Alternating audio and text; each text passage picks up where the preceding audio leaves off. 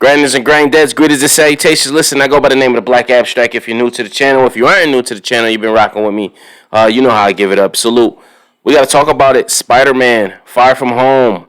The reactions are out. If you know me, listen, I don't talk a lot about Marvel. I do talk about stuff, but the Marvel stuff don't really get the attention. But I don't care. You watch it, you don't. This is kind of just for me. It's therapeutic. And listen, if you stumble across this, man, you got gangsters like myself who enjoy superhero movies too. It ain't just the nerds. And I guess I am a nerd at heart. You know what I'm saying? But I'm still with the shits. Anyway, this movie is probably one of the most anticipated Marvel movies in the Phase 4 series.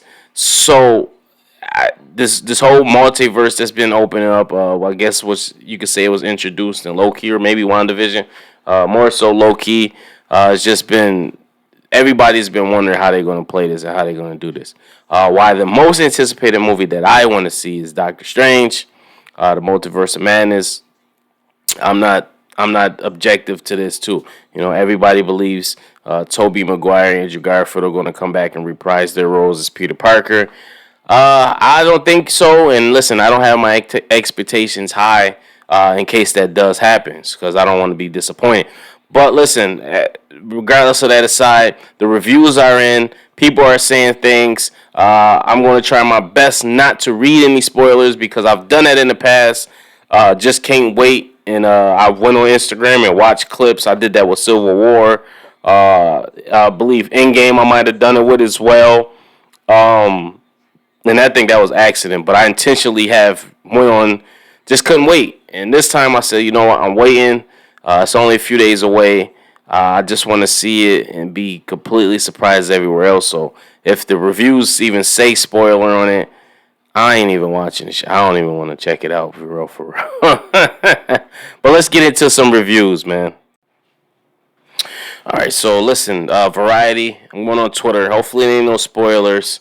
It says timeline. Listen, if it's spoilers, I edit out for you because I'm gonna be upset my damn self. It says, this is Variety headline: Spider-Man: No Way Home first reaction reviews hailed the MCU's latest as an extremely emotional franchise best. That's right. Courtney Howard says contains multitudes, superb surprises, most notably in the third act, boisters some of the sluggish storytelling aspects. My spoiler-free review at whatever her website is. What it says Metacritic says, with the first 17 pro-critic reviews launched, Spider-Man: No Way Home has a Metascore of 70. Oh, man. When was the last time the third film in a franchise got audiences truly thrilled for what's to come next? So I don't know if that's something good or bad. Hollywood Reporter, Spider-Man: No Way Home film review said Tom Holland's web slinger fights a bunch of familiar faces in John Watt's third outing. What else they say? Spider-Man delivers a huge stakes while offering up some of the most emotional and poignant character beats we've seen in the MCU, along with some big laughs. That's great. Let me see. Tessa Smith said, these villains are not back just to put fans in seats. They're actually used incredibly.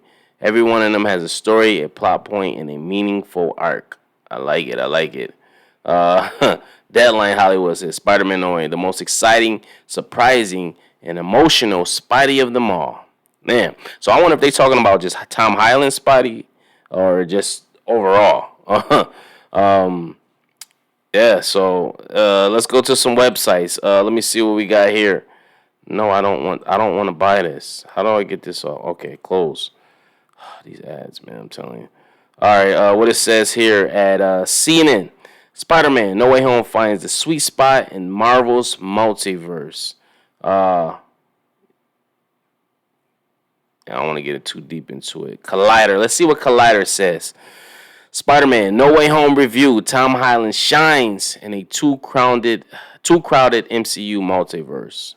So that's if only history had examples of Spider-Man movie with too many villains. I don't know. I don't know if that's good or bad. That's, I guess, both. He's giving Tom Holland his props. I guess he finally stepped it up. Which is what I was saying. We did the Hollywood Reporter on Twitter already. We did CNN Collider. We closed these out. IGN says Spider-Man No Way Home Saturday morning cartoon meets deep MCU drama. More of this, please. I like it. Once in a lifetime film are pipe dreams for most studios. Yet here's Marvel showing off the fact that they have us all in the palm of their hands yet again. Spider-Man No Way Home is somehow a perfect harmony of a Saturday morning cartoon and the deep drama that we come to expect from these epics. I like it. What we got here from IndieWire says Spider-Man No Way Home review. Hero wrestles with place and universe and emotional unsteady sequel. Wow.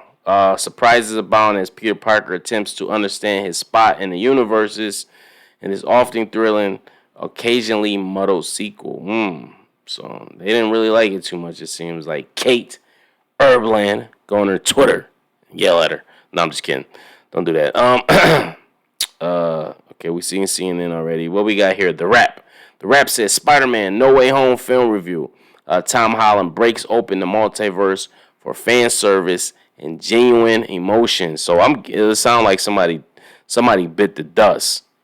And they bet not had killed off Zendaya. I know that. Take Ned, keep Zendaya. No, don't take Ned either. They bet not kill nobody in the core cast. Even as reality spins out in multiple directions, this latest chapter never strays too far from its characters' innate humanity. A new humanity, or however you say that. What we got here? Rolling Stone, Spider-Man No Way Home asks why settle for one MCU when you can have several. Cancel. The latest Spidey epic imports some familiar-looking bad guys and somehow retcons an entire comic book multiverse under one mouse at a roof. I feel like I read that already. So there you have it, fellas and ladies and gentlemen. So there you have it, ladies and gentlemen. Listen, man, I'm excited. I think this is gonna be the best out of the three Spider-Man, because look what we got to go. You know, you got the Vulture, Mysterio, and then fucking classic bad guy. I mean, it's already one. So yeah, I think this definitely will be the best out of the three. Now, out of the original series, who knows? You know, I don't think that none of the Tom Holland Spider-Mans have topped any of the Tobey Maguire ones. Well, the third one, obviously, because that one sucked. But you know, those first two, man, I remember seeing those probably about 20 times a piece in the movie theaters when they first came out. But that's neither here nor there. I'm just glad that most of the reviews were positive versus negative. And I think that people should just go into this movie expecting to have just fun. Just have fun. Have a good time. Regardless on if it doesn't meet your expectations or if somebody's not in there, you're still going to go see it probably 3 more times after it. I'm pretty sure it's a Marvel movie. They got high stakes. When has it been anticipation for a Marvel movie and we just been completely disappointed? You know, this is somewhat on the level of Endgame, Infinity War. This is the third one. This is their flagship guy, Tom Holland. Now he's the new somewhat Iron Man. They're not going to let us down. So I just go into it with an open mind, expecting to have fun. Don't expect who you think is going to have in there, and don't be upset if they're not in there. But they said it's a bunch of surprises, so I think we're going to see. You think about those trailers. They haven't showed us anything. They showed us 2-3 minutes of a 2 hour and something movie. Even the clips they're releasing, is already stuff they showed us in the trailer. They're just showing an extension of stuff that they showed us in the trailer. They haven't shown us anything really at all. So, and I think that's done strategically. What they did try to tell us or show us is that Spider-Man and Doctor Strange kind of get into it, but how long is that going to actually last? So, I think we're going to be very, very surprised. Listen. It's a possibility. You think about the possibilities of people who might show up. You got Loki, you got Wanda, Winter Soldier. Like, it's a bunch of people that could just pop up in these Hawkeye. Like, there's a bunch of people that can show up in these shows, and the fact that they got this even running concurrently with Hawkeye, I think is brilliant. Listen, what if on Hawkeye, uh, it's something that alludes to that's what's going on in this, and we don't know if this takes place prior to the Spider-Man Homecoming or if it's taken around the same. We don't know. We really don't know. So we'll see. What I'm guessing is this Spider-Man's takes place before Hawkeye's situation. So like I said, we'll see what happens. But post your comments below. If you've seen the movie, don't spoil it for anybody. But just tell me what your expectations were, and let's talk about it in the comments. Peace.